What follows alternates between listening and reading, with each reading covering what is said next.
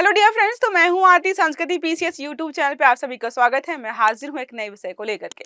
BIMSTEC जो है आपने कई बार पढ़ा होगा कि क्या है, कैसे काम करता है, क्यों बनाया गया। क्षेत्रीय संगठन एक तरीके से। तो बिम्स्टेक की एक यहाँ पर मीटिंग हुई है और यहाँ पर एक नया विषय ऐड किया गया है, वो है युवाओं को लेकर के। अब आपको पता है युवा जनरेशन जो है सिर्फ भारत में ही नहीं बहुत सारे देशों में है, खासकर हमारे पड़ोसी देशों में युवा जनसंख्या अच्छी खासी है। तो एक लक्ष्य रखा गया है कि हम युवा जनसंख्या को जो है यहाँ पर आगे लेकर के आएंगे, इनोवेशन को बढ़ावा देंगे, आर्थिक व्यापार जो है शैक्षणिक हो गया, सामाजिक समानता, जो भी चीजें हम सारी बढ़ावा या बढ़ाना चाहते हैं, लेकिन युवाओं को साथ लेकर के। देखिए लिखा है यहाँ पर, गांधीनगर में पहला बिम्स्टेक युवा शिखर सम्मेलन हुआ है। तो याद रखना है गांधीनगर में हुआ है और यह अपने प्रकार का पहला है जिसमें युवा शिखर सम्मेलन यहाँ पे रखा गया है। ठीक है, देखो बात करेंगे चर्चा के बिंदुओं की। भारत सरकार के युवा मामले और खेल मंत्रालय द्वारा यहाँ पर जो है बिम्स्टेक की युवा शिखर सम्मेलन का आयोजन किया गया है। यहाँ कहाँ पर हुआ है? गांधीनगर में हुआ है। जगह याद रखनी है, सम्मेलन महात्मा मंदिर कन्वेंशन सेंटर। महात्मा मंदिर कन्वेंशन सेंटर कहाँ पर है? गांधीनगर में है। यहाँ पर जो है इसका आयोजन किया गया है। जो भी सदस्य देश हैं उनके युवा नेतृत्व हम मतलब यहाँ पे देखा गया है, सोचा गया है कि जो भी मेंबर्स हमारे हैं बिम्स्टेक के, उनके जो भी युवा नेता है ना, वो उभर कर सामने आए, वो अपने विचारों को रखें ताकि हम जो है अपने विकास को एक नई दिशा दे पाए। यहाँ पर बोला गया कि 1.8 बिलियन आबादी में 60% से अधिक जो है युवा हैं। जो भी बिम्स्टेक के 7 मेंबर्स हैं उनमें से अगर देखें टोटल आबादी का 60% जो लोग हैं वो कैसे हैं? युवा हैं। तो हमें जो है उनको ध्यान में रखकर चलना पड़ेगा। अब कई लोग होंगे जो कि भूल जाते होंगे बिम्स्टेक के मेंबर्स कौन है। देखो हम ऐसे याद करेंगे, एक ऐसे गोला बनाना है। ठीक है, गोला बनाना है और हमें शुरू करना है यहाँ से, शुरू से, नीचे से। ठीक है, तो यहाँ पे जो है नीचे कौन सा है?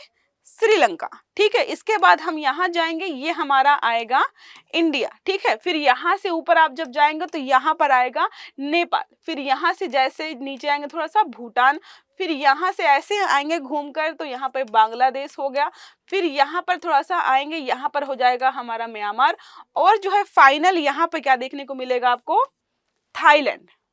कुछ लोग होता है कि बिम्स्टेक उसको शॉर्ट फॉर्म से याद रखते हैं, वैसे भी याद रख सकते हो, लेकिन ऐसे ही आसान हो जाएगा। श्रीलंका हो गया, भारत हो गया, नेपाल, भूटान, यहाँ पर बांग्लादेश, म्यांमार और फाइनल जो है थाईलैंड। तो ये जो भी बंगाल की बे ऑफ बंगाल जो है, यहाँ बंगाल की खाड़ी को जो टच करते हैं या आसपास को जो इलाका है, वो सारे देश यहाँ पर सम्मिलित होकर जो है काम करते हैं। आपसी जो है व्यापार को बढ़ावा देना, सांस्कृतिक सामाजिक एक तरीके से बढ़ावा देना, जो भी चीजें हो सकती हैं आपस में मिलजुल कर जो है वो काम करने की यहाँ पर कोशिश करते हैं। तो बात करें अगर बिम्स्टेक की, तो एक क्षेत्रीय संगठन है क्योंकि एक एरिया है, टोटल आसपास का कल्चरल चीजें, एनवायरमेंटल चीजें जो है, आर्थिक गतिविधियां सब एक जैसी हैं, सारे मिलकर साथ में काम कर रहे हैं। बंगाल खाड़ी के जो भी तटीय देश हैं, कुछ एक्सेप्शंस हैं, जैसे हम नेपाल को मान सकते हैं, थोड़ा सा भूटान को, लेकिन वो भी यहाँ पर सम्मिलित है। सदस्य देशों के बीच आर्थिक, सामाजिक और तकनीकी सहयोग को बढ़ावा देने के लिए जो है इसकी स्थापना 1997 में बैंकॉक घोषणा के रूप में यहाँ पर की गई थी। ठीक है, यहाँ पर अगर बात करें इसका मुख्यालय या सचिवालय कहाँ पर है? ढाका, बांग्लादेश में जो है इसका मुख्यालय है। अब उसका क्या हाल हो रहा होगा भगवान मालिक है। तो सारे देश यहाँ पर हैं, बांग्लादेश, भूटान, भारत, नेपाल, म्यांमार और थाईलैंड। टोटल 7 मेंबर्स हैं। तो ऐसा नहीं था कि शुरू से ही 7 मेंबर्स थे। टोटल 7 मेंबर्स में जो है 5 मेंबर्स यहाँ पर सार्क के हैं और 2 आसियान के हैं। कौन कौन से हैं सार्क के मेंबर्स और कौन यहाँ पर आसियान मेंबर्स हैं, वो आपको कमेंट बॉक्स में बताना है। ठीक है, जब स्टार्ट हुआ था इसका नाम था BIST, बांग्लादेश, भारत, श्रीलंका और थाईलैंड। ठीक है, फिर म्यांमार 1997 में शामिल हुआ, भूटान 2004 में और नेपाल यहाँ पर 2004 में शामिल हुआ। टोटल अब हमारे पास कितने हैं? टोटल 7 मेंबर्स हो गए हैं। बिम्स्टेक चार्टर जो बनाया गया, जो भी 5वां शिखर सम्मेलन 2022 में हुआ, वहाँ पे एक बिम्स्टेक चार्टर बनाया गया, जो लक्ष्य यही है कि हम जो है आर्थिक व्यापार बढ़ाएंगे, सामाजिक साझेदारी बढ़ाएंगे, आर्थिक साझेदारी बढ़ाएंगे, कल्चरल जो चीजें हैं, एक तरीके से सभी चीजों को जो है यहाँ पर बढ़ावा देने की बात की गई है। देखो आर्थिक विकास में बढ़ावा देना चाहते हैं, सहायता करना चाहते हैं, चाहे शैक्षणिक हो, स्वास्थ्य से संबंधित हो, व्यवसाय से संबंधित हो या फिर तकनीकी हो। प्रभावी सहयोग जो है अंतरराष्ट्रीय और क्षेत्रीय संगठनों के साथ जो है सहयोग को भी बढ़ावा देंगे, शांति बनाए रखेंगे, स्थिरता बनाए रखेंगे इस इलाके में, भले ही दुनिया में कुछ भी हो जाए। सामाजिक प्रगति में सुधार करेंगे, यहाँ पर कैसे गरीबी कम करेंगे, हम जो है असमानता को कम करने का प्रयास किया जाएगा। कनेक्टिविटी के लिए यहाँ पे बहुत सारे प्रोजेक्ट चलाए गए हैं, वो हम जो है आगे देख लेंगे। तो यहाँ पर आर्थिक एकीकरण के लिए बहुत सारे जो है कनेक्टिविटी प्रोजेक्ट चलाए गए हैं, जो कि एक दूसरे मतलब सारे देशों को एक दूसरे के साथ जोड़ते हैं। 2 ने कोई ग्रुप बनाया है, 3 ने कोई ग्रुप बनाया, ये सारे यहाँ पर किए गए हैं। अगर बात करें परियोजनाएं की, देखो लिखा है कलादान मल्टी मॉडल परियोजना जो है भारत और म्यांमार के बीच में ये बनाई गई है। एशियाई त्रिपक्षीय राजमार्ग, तो समझ में आ रहा है कि 3 यहाँ पर कोई होंगे, तो म्यांमार से होकर जाता है भारत और थाईलैंड, म्यांमार भारत और थाईलैंड 3 यहाँ पर, ठीक है, ऐसे जाएगा। ओके, फिर है नेक्स्ट हमारा बांग्लादेश भूटान भारत नेपाल BBIN मोटर वाहन समझौता किया गया है। यात्री हो चाहे माल परिवहन हो, उसको जो है हम सुचारू रूप से और अच्छे तरीके से चला पाए, इसके लिए इसको स्टार्ट किया गया था। अब बात करें इसके अलग अलग जो केंद्र हैं बिम्स्टेक के, देखो पहला है ऊर्जा केंद्र। इस केंद्र में क्या होता है, सारी ऊर्जा से संबंधित योजनाओं को बनाना, चीजों को ऐड करना, रिमूव करना, कैसे हम इसको आगे बढ़ाएंगे, ये है। तो भारत के बेंगलुरु में स्थित है ये, ठीक है। ये बिम्स्टेक ग्रिड इंटर कन्वेंशन समन्वय समिति के सचिवालय के रूप में काम करता है। फिर दूसरा इनका है मौसम एवं जलवायु केंद्र है, भारत के उत्तर प्रदेश में स्थित है। तो यहाँ पर मौसम कैसा रहेगा, क्या रहेगा और कैसे हम चीजों को ठीक कर पाएंगे, इस पर काम करता है। सांस्कृतिक उद्योग वेधशाला यहाँ पर 2006 में भूटान में स्थापित की गई है। फिर इनका है प्रौद्योगिकी हस्तांतरण सुविधा की, मतलब ठीक है 7 देश हैं, कोई देश ऐसा जिसके पास कोई नई तकनीकी आ गई तो भाई पड़ोसियों को भी बांटो, हमारा भी भला करो, इसके लिए जो यहाँ पे बनाया गया है। तो 2022 में इसकी फाइनल घोषणा की गई थी।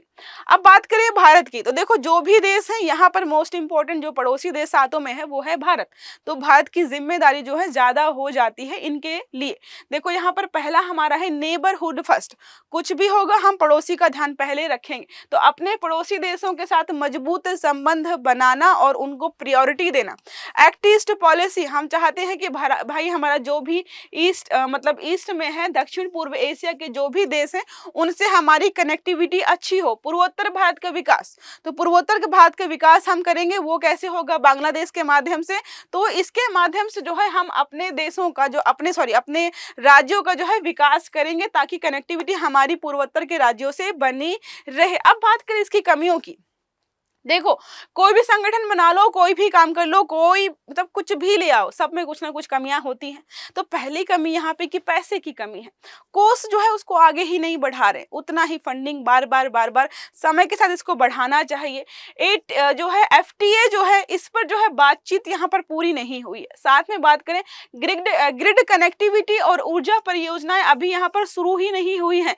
बना तो दिया है केंद्र वगैरह के ऐसे करेंगे वैसे करेंगे, मतलब क्या है, सिर्फ जो है एक तरीके से सिर्फ आपने सोच लिया कि मैं ये करूंगा मैं वो करूंगा और कर नहीं रहे हैं फाइनल, तो उसका कोई फायदा नहीं है। तो यहाँ पर इन्होंने पूरी किताब लिख रखी है कि हम क्या क्या करेंगे, लेकिन शुरू नहीं हो पा रहा है। जैसे कि आप लोग करते हो कि बोलते हो कल से पढ़ेंगे, ये पढ़ेंगे वो पढ़ेंगे, महीने भर में जो है IAS क्वालिफाई कर देंगे, लेकिन क्या है पढ़ाई शुरू ही नहीं हो पाती है। ऐसा इन्होंने भी कर रखा है।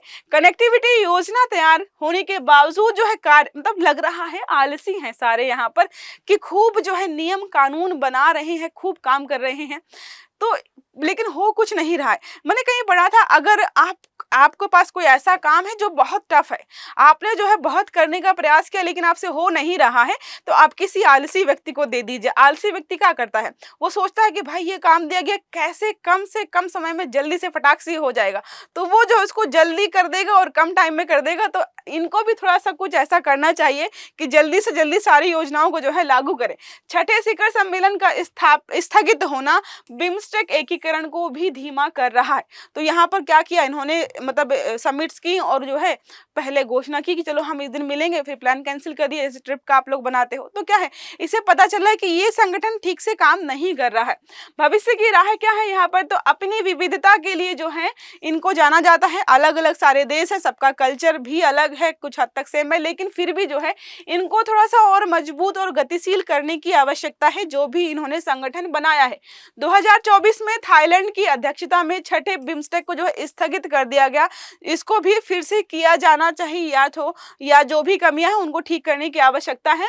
सम्मेलन में बिम्स्टेक प्रक्रिया नियमों को अपनाना, बिम्स्टेक समुद्री समझौते को अपनाना और बिम्स्टेक बैंकॉक विजन 2030 की शुरुआत शामिल होगी। मतलब क्या है, ये जो आगे अगर ऐसी चीजें करते हैं जो इन्होंने रूल बना रखे हैं तो थोड़ी चीजें जो है यहाँ पर बेहतर हो सकती हैं।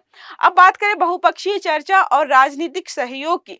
घरेलू और भू राजनीतिक कारकों की जटिलता को देखते हुए रोहिंग्या संकट जैसी समस्याओं को आर्थिक और सुरक्षा परिणामों में बाधा बनने से रोकने के लिए, अब देखो हम देख रहे हैं कि म्यांमार से भी हमें समस्या हो रही है, बांग्लादेश भी अब समस्या क्रिएट कर रहा है, फिलहाल नेपाल भूटान चुपचाप शांत बैठे हैं, तो इन पर जो है हमें ध्यान देने की आवश्यकता है ताकि भू राजनीतिक समस्याएं और जो है जो भी यहाँ पर राजनीतिक समस्याएं हैं उसको हम जो है हल कर पाएं और अपना जो है बॉन्ड वो है मजबूत कर पाएं। भारत को नेपाल, श्रीलंका और बांग्लादेश जैसे भागीदारियों के साथ राजनीतिक संबंधों को मजबूत बनाए रखना चाहिए। अपने पड़ोसी को कभी नाराज नहीं करना चाहिए, क्योंकि पड़ोसी को पता है कि आप जो है कब आते हो, कब जाते हो, कैसे चल रहा है आपके यहाँ पर सारा, ठीक है। इसलिए जो है हमें प्रयास करना चाहिए कि इनके साथ हमारे संबंध जो है मजबूत रहे, ताकि कल को ये चीन के साथ बैठकर जो है हमारे खिलाफ षड्यंत्र ना करे। जब तक म्यांमार में राजनीतिक स्थिति सामान्य नहीं होती तब तक भारत और अन्य सदस्यों को भी म्यांमार की स्थिति को सावधानी पूर्वक, मतलब क्या है, जब हमें पता चल रहा है कि रिलेशनशिप खराब हो रहे हैं तो हमें थोड़ा सा शांत रहना चाहिए, थोड़ा सा आराम से हैंडल करना चाहिए, हमें ही नहीं जितने भी हमारे पड़ोसी देश हैं। अब कनेक्टिविटी जो है और सहयोग को बढ़ावा देने के लिए जो भी हमने जो है व्यापार समझौते कर रखे हैं उनको फिर से ठीक से करना चाहिए। तटीय शिपिंग पारिस्थितिकी तंत्र को भी हमें सुधारना चाहिए। इंटरकनेक्टेड बिजली ग्रिड जो है उसको भी हमें ठीक करना चाहिए। जो भी हमने परियोजनाएं बनाई हैं उनको हमें समय से पूरा करना चाहिए। जो है अगर पैसे की जरूरत है, धन की जरूरत है, तो हमें बातचीत करके आपस में कि भाई इस योजना के लिए पैसे कम पड़ रहे हैं, हमें जो है उसको भी ठीक करने का प्रयास करना चाहिए।